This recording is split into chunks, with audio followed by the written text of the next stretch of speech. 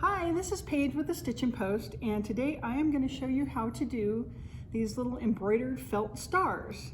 And these particular ones that are made with a wool blend felt, which is wool and rayon, and the ones I've got today are with bamboo felt, which we've got in a whole bunch of really great colors. So I'm just going to show you a couple of little tips on them, and we have a pattern that's going to be available online for free downloads. And I'll show you some of the other things that I like to use when I do hand embroidery. So on the back of the pattern, you have your little star patterns, and it gives you an idea of something you could do if you wanted to for a pattern for embroidery. You don't have to follow it, obviously, but this is just a suggestion. And it shows you at the bottom all the little stitches that you could use. Just some real simple stitches. If you want to get more involved, Sue Spargo has a great book called Creative Stitching. This is what the current issue looks like. I've got the old one. And it just has a lot of really great stitches in it and really good illustrations for it. I love this book. Okay, so what we're doing here is for the long straight stitches on either of these, actually, I'm using the back stitch, which overlaps just slightly. You go into the hole of the previous stitch so that you don't have any gaps. There's also something called the running stitch, which is what I used on the outside of the stars, and it goes in and out, so it skips every other because the stitch is on the back on those. And for this star, I decided to do a buttonhole stitch to close off the edges. And that is also on the little sheet. And these little French knots that I used for decoration are also on the little sheet. So you've got 4 stitches on that sheet so you don't need to buy anything for instructions if you can follow those diagrams. So when you do a back stitch, you take your stitch from underneath and you go back into the previous buttonhole or the previous needle hole. And you just keep doing that, and it's like a big loop.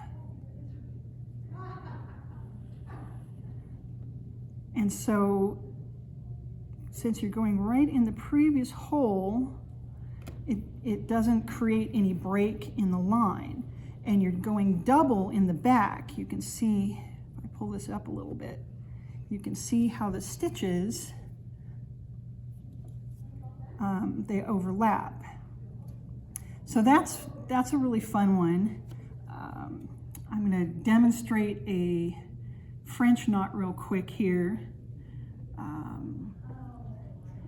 French knots, first I'm going to have to come up in a spot. Let's just do one right here, and I'll remove it later. So for a French knot, the number of times you wrap it around the needle will determine the size of the knot. And I've been wrapping it around about 3 times. So you've got your needle pulled out on the front, you wrap it 3 times around the needle, and you go back down in the exact same hole, and you hold it snug. So when you put that needle through, sometimes it's a little hard, it makes this pretty little bobble. So, and those are fun. You can cover things with that, and I've used them for a ton of stuff. They're really a fun thing to do. So, once you've got all your front embroidered, here's what's left of my 1/4 yard of bamboo felt. Where did I put somewhere there it is. Now, I like these little embroidery needle threaders for this kind of stuff because I can't thread a needle without one. And I know I'm not the only one. And I like these little gold eye chenille needles by Clover, and Sue Spargo also makes them. And this is a size 22. I'll use anything between a 20 and a 24. And these are a little sturdier than your regular needle threaders. So you put your needle on it, And then you stick your tail in, if you can get your tail in, even if, come on, there you go.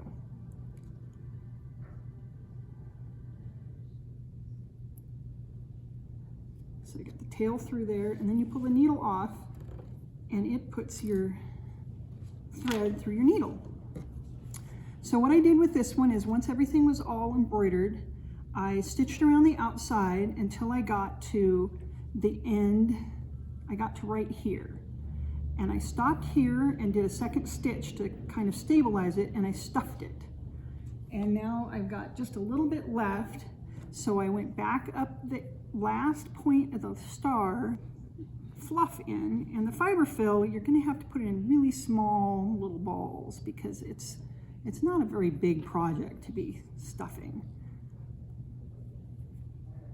So you just stuff it in there, and you'll stuff it a little bit extra full because then I'm gonna try to move that stuff back over into this point, but I have to have it out of the way to sew that last little bit. And the fiber fill is a little slippery, so it's a little tricky sometimes. Okay, so got my fiber fill in there. This is a buttonhole stitch. Now a running stitch, you just go in and out and in and out, which is how I finish these. And then I put a French knot at the tips of each of these star points to help stabilize it. So with a buttonhole stitch, you're actually capturing the edges of it, of the thread or of the wool or whatever you're using, and it helps stabilize it and keep it from fraying. So, all right, so you go up, and the easiest way to do these is to then wrap your thread around your needle, and you pull it out, and it creates a little L shape, where it goes across and then it goes down. So once you pull it tight, not too tight, it makes a little L shape with the other thread. So you can just keep doing that exact same stitch, go up, go in a little bit here, and wrap it around, and back out again. And then that'll finish this one off. I've got one more here, and I'll probably do like a stabilizing stitch. Now, if you forget, because I do this all the time, you can just go back through that loop with your needle if you forget to loop it around before you take it out. So there we go. And then one thing that you really want to do with these, when you cut them out as pairs, but mark them. Use a pencil or a chalk marker or one of those permanent pins on the inside and mark the same corner so that when you put them together, they match again, because they're never going to be quite the same. So that way I know that these are going to match like this, and I don't have it flipped over or, you know, a different star point matched with it, and it's going to match a little bit better. That just makes it a little bit easier in the end. And I've been using Sue Spargo's pearl cotton, and I believe she calls this eleganza, and this is really nice thread. If you're new to this, do the use the cotton, because the cotton is more simple to work with. It's not as slippery. She has a rayon that's really pretty, but it's more slippery. And then she also has, this is called Razzle, I believe. And then she's also got this lovely thread called Dazzle, which is rayon with a mylar piece of thread in it. And it's beautiful, but it's a little bit squirrely. So if you're new to it, I would advise against using this one because it doesn't stay wrapped very well. You can see I've used the finger bandages to keep this one from coming undone and going all over my sewing basket. All right, well, if you like this video, please like and share and follow our Facebook page. Thank you.